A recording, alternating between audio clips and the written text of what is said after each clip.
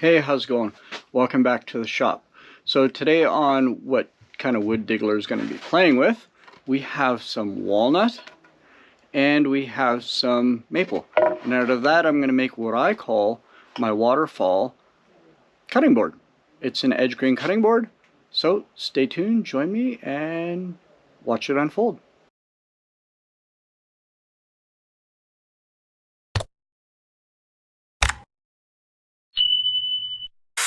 Here I'm just going to grab all the maple and all the walnut and cut them to length on the miter saw.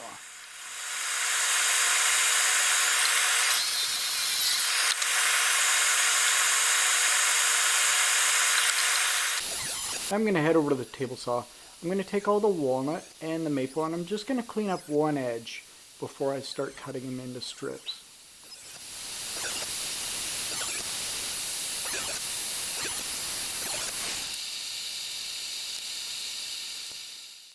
Now it's time to look at my list and start cutting lots and lots and lots of strips. It seems like it never ends, but eventually it does. There's both maple and walnut strips to be cut.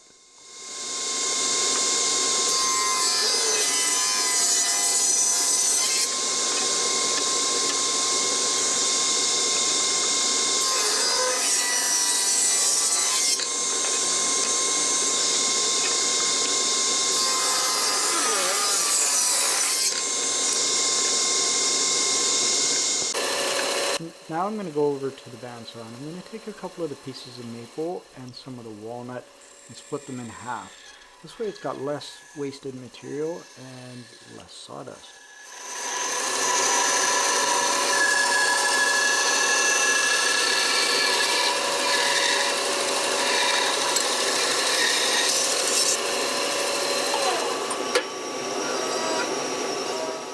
Now I'm going to take my maple and my walnut strips. I'm going to take them over to the CNC machine and get one side flat on them.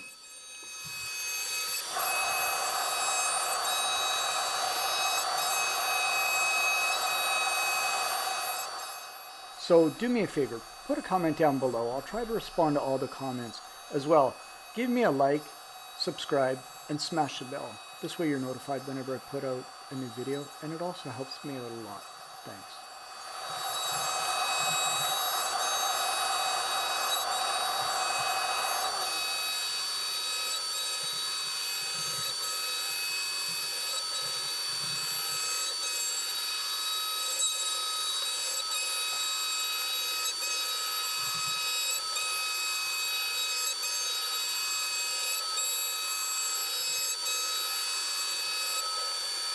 And wouldn't you know it, when I was looking through my clips, I realized that I didn't hit record on the glue up. But that's okay, you kind of get the idea of it. All I'm using is 4-way pressure clamps to get the glue up done. So anytime I do a glue up, I use Type Bond 3. So now it's time to scrape the excess glue off of the board. This way I can put it back in the CNC machine, get it nice and flat without wrecking my bit.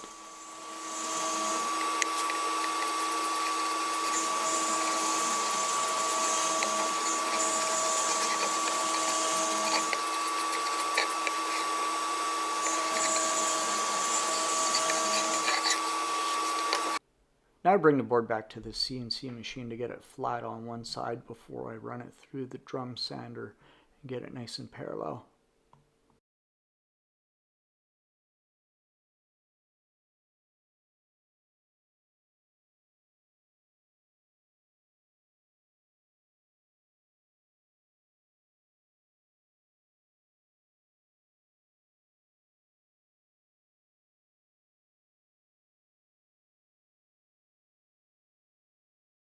So what I like to do before I do any kind of sanding at all is I like to take a pencil and run some lines all across the board. This way, once it goes through like the drum sander, I'll know if it's missed any spots. Any of the low spots will still have some pencil left on it.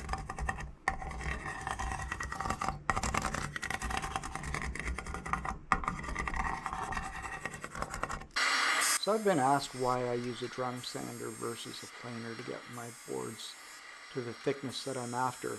And the reason that I like a drum sander better is I do a lot of end grain cutting boards. And with end grain cutting boards, running it through a planer can be disastrous. There are people out there that do it, but I'm not one of those people. And here you can see I still have some lines left on the board from earlier that I drew with a pencil. So I'll just run it through the drum sander a couple more times.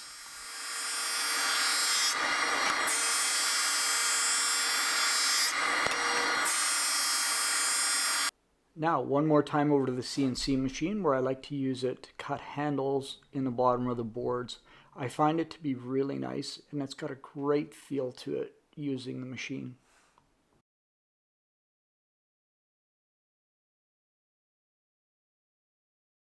And same thing, I'm going to use the CNC machine to cut the handles on the right side as well.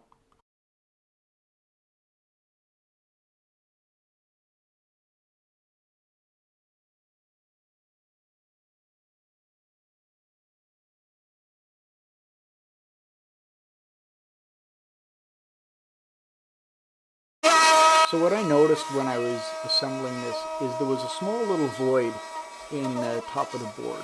So what I like to do for that is I like to use my Type Bond 3, push it into the small void, then use the sander and run across it. What that does is, as it's running across it, is it's taking all of the dust, pushing into the little bit of the void, and also it's cauterizing it. Using the heat from the sandpaper going across it.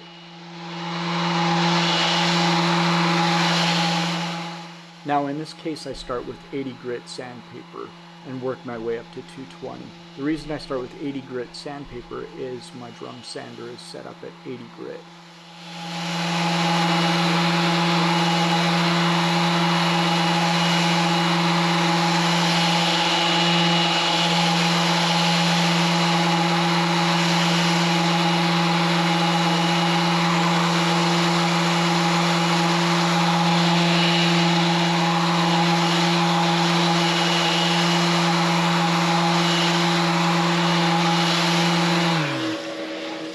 And here again, I did the same thing I do with the drum sander, and I do that for all my sanding, is I'll take a pencil, draw across the board, and then start sanding. As you sand, the lines will disappear, and then I'll just go through the grits. With every grit, the lines disappear that much faster.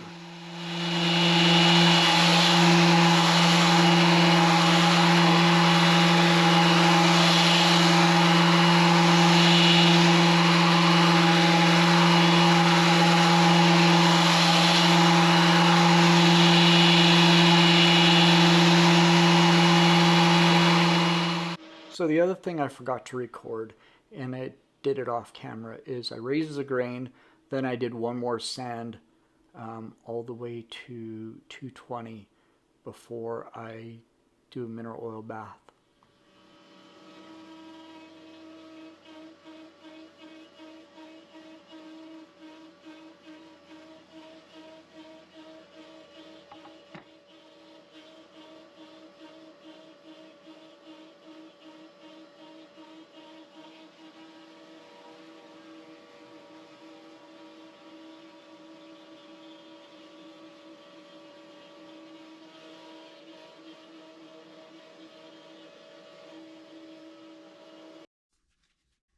And now the best part, setting it in mineral oil for the first time and watching the color and the grain start coming to life.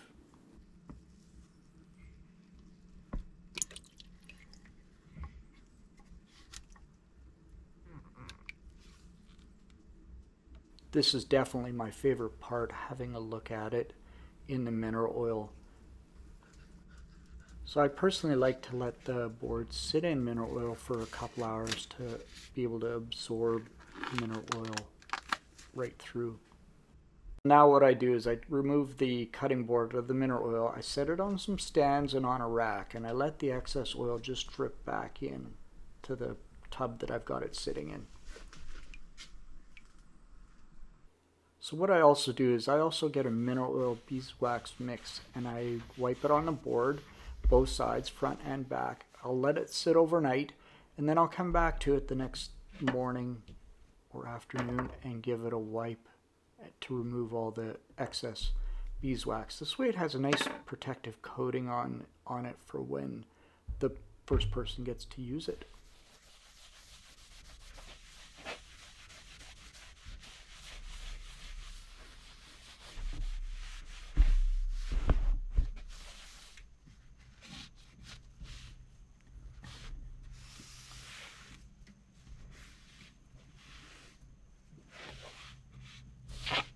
So what I do on all my cutting boards is I like to put rubber feet on all the corners.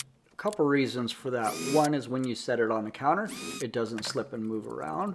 And second, if the counter is wet and you do forget it overnight, it's not going to absorb any moisture into the board and give you any kind of concerns.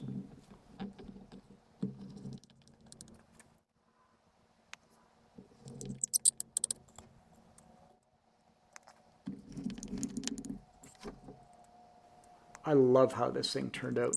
Black walnut and maple are two of my favorite woods to work with. Doesn't it look great? It's one of my favorite edge grain cutting board setups. And when I flip it over, you can see the handles, how they are routed in nicely. Everything's nice and smooth.